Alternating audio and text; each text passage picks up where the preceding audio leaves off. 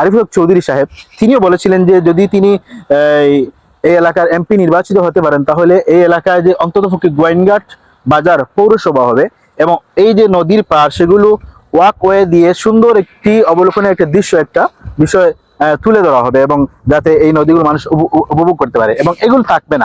আমাদের YONO sir Ratan Kumar অধিকারী তিনি এখানে এসেছিলেন, সরজমিনে পরিদর্শন করেছেন এবং এখানে মাছ বিক্রি না করার জন্য তিনি নির্দেশ দিয়েছেন এবং এখানে ময়লার বিষয়টাও তিনি নির্দেশ দিয়েছেন এবং বলছেন যে যত দ্রুত সম্ভব এই জায়গা পরিষ্কার পরিচ্ছন্ন হবে। আসসালামু আলাইকুম রহমতুল্লাহ। আমরা এখন আছি গোয়াইনঘাট বাজারের ঐতিহ্যবাহী খেয়াঘাটে। এই জায়গা দিয়ে এই যে নৌকা বর্তমানে চলাচল আছে, সেই নৌকা দিয়ে এই যে সামনের 2-3 গ্রামের মানুষ এখানে বাজারে আসা যাওয়া করেন, তারপর এখানে স্কুলের শিক্ষার্থীরা, মাদ্রাসার শিক্ষার্থীরা আসা যাওয়া করেন, আরো অনেক মানুষ বিভিন্ন কারণে আসা যাওয়া করেন। তার মানে এই রাস্তাটা এখনো বহাল আছে। কিন্তু দুঃখের বিষয় যেটা, সেটা হচ্ছে আমরা যদি আপনাদেরকে দেখানোর চেষ্টা করি, এই যে আমাদের সামনে যে ময়লা বাগার, যে ময়লা স্তূপ করে রাখা হয়েছে, এই পরিবেশের কারণে এদিক থেকে যারা যাওয়া আসা করে মানুষ, শিক্ষার্থীরা, সকলের কিন্তু কষ্ট হয় এবং দুর্গন্ধ লাগে। এবং বাজারের একটা মূল পয়েন্ট যেখানে, সেখানে দেখেন এখানে আমাদের সামনে আছে পোস্ট অফিস। মূল পয়েন্টটা, একদম পয়েন্টটা, এই পয়েন্টে যদি এরকম ময়লা বাগার, ময়লা স্তূপ থাকে তাহলে এখানে মানুষ কিভাবে থাকবে?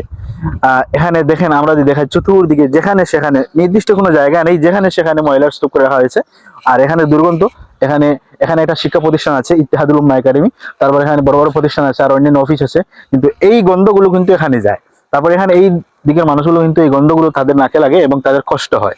আর আরেকটা গুরুত্বপূর্ণ বিষয় হচ্ছে, আমরা ওই যে একটু উপরে যদি দেখাই, সিঁড়ির উপরে যেখানে মাছ বিক্রি করা হয়, সকাল টাইমে, ফার্স্ট টাইমে মাছ বিক্রি করা হয়, সেখানে কিন্তু দেখা যায় যে মাছ বিক্রির কারণে মাছের পানি এদিকে পড়ে, তো এদিকে রাস্তাটা নষ্ট হয় এবং সেটা পরিবেশে নষ্ট হয়।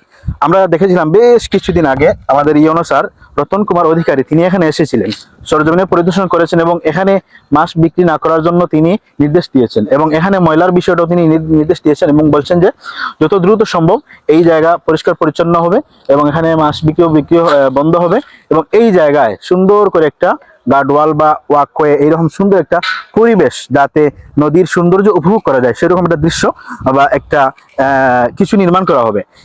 এর আগে যদি আমরা বলি, গত জাতীয় সংসদ নির্বাচনের আগে এই অঞ্চলের এমপি আরিফুল হক চৌধুরী সাহেব, তিনিও বলেছিলেন যে যদি তিনি এই এলাকার এমপি নির্বাচিত হতে পারেন তাহলে এই এলাকায় যে অন্ততপক্ষে গোয়াইনঘাট বাজার পৌরসভা হবে এবং এই যে নদীর পাড় সেগুলো ওয়াকওয়ে দিয়ে সুন্দর একটি অবলোকনের একটা দৃশ্য, একটা বিষয় তুলে ধরা হবে এবং যাতে এই নদীগুলো মানুষ উপভোগ করতে পারে এবং এগুলো থাকবে না। কিন্তু আজকে আমাদের এই ভিডিও বা এই প্রতিবেদনের গুরুত্বপূর্ণ যে বিষয়, সেটা হচ্ছে আপনারা দেখেন এই নদীর এপার থেকে নিয়ে সব কিছু এদিকে শুধু ময়লার স্তূপ আর ময়লার স্তূপ। এখানে থাকার মতো কোনো পরিবেশ না, আমরা বহুত কষ্ট করে এখানে আছি, কিন্তু এদিকে আবার মাছের পানি, এদিকে এদিকে কিন্তু প্রতিদিন এখানে মানুষ আসা যাওয়া করতেছে। একটু পরেই শুরু হবে এখান থেকে, এই যে নৌকা দিয়ে শিক্ষার্থীরা আসছে, মানুষ আসছে, দেখেন তো একটু, এই যে নৌকা দিয়ে মানুষ চলাচল করছে, এখন থেকে শুরু হয়ে গেছে। এখন বাজারে সকাল 9টা, এখন থেকে কিন্তু মানুষের আসা যাওয়া শুরু হয়ে গেছে এবং এটা যে গুরুত্বপূর্ণ একটা আসা যাওয়ার রাস্তা, সেটা কিন্তু আমরা আপনাদেরকে আরো দেখানোর চেষ্টা করব। কিন্তু আমাদের আজকের যে বিষয়গুলো তুলে ধরা, সেটা হচ্ছে আমরা চাই যে এই জায়গাটা যত দ্রুত সম্ভব পরিষ্কার পরিচ্ছন্ন করা হোক এবং নির্দিষ্ট একটা জায়গায় সেগুলো ময়লাগুলো রাখা হোক, যাতে এই পরিবেশটা সুন্দর থাকে এবং এখানে আশেপাশে যারা আছেন, রাস্তা দিয়ে যারা আসা যাওয়া করেন, তারা যেন নির্বিঘ্নে এবং সুন্দরভাবে আসা যাওয়া করতে পারেন, তাদের যাতে যাতায়াতে কোনো অসুবিধা না হয় সে অনুরোধ করছি। এতে বাজার পরিচালনা কমিটি আছে, প্রশাসন আছেন, ইউনো স্যার আছেন বা সরকার মহোদয়, সকলের প্রতি আমরা আহ্বান করছি যে এই জায়গাটা সুন্দর করার জন্য এবং গোয়াইনঘাট উপজেলা সদরকে দ্রুত পৌরসভায় রূপান্তরিত করার জন্য এবং এই জায়গাটা যত দ্রুত সম্ভব একটা ওয়াকওয়ে বা একটা সুন্দর ওয়াল দিয়ে সুন্দর একটা পরিবেশ তৈরি করার জন্য, যাতে আমরা সুন্দর একটা পরিবেশ দেখতে পারি এবং গোয়াইনঘাটের যে একটা ঐতিহ্য এবং গোয়াইনঘাট যে পর্যটন এলাকা, সৌন্দর্য নগরী, সেটা যেন আমরা দেখতে পারি। তো আমরা দেখতে পাচ্ছি, এই দেখেন মাত্র আমরা ভিডিওর মধ্যে কিন্তু অনেক শিক্ষার্থী কিন্তু এদিকে স্কুলে চলে আসছেন, অনেক শিক্ষার্থী, অনেক মানুষ কিন্তু যান চলাচল বা মানুষের আসা যাওয়া শুরু হয়ে গেছে।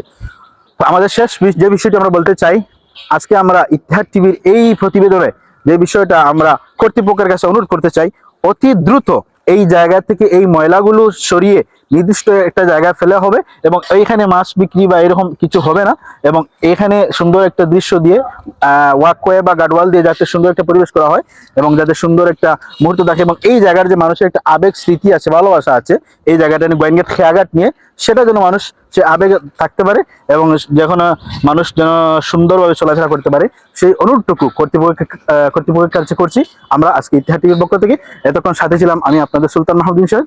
ধন্যবাদ সবাইকে ভিডিওটি দেখার জন্য। ভালো থাকবেন। আসসালামু আলাইকুম।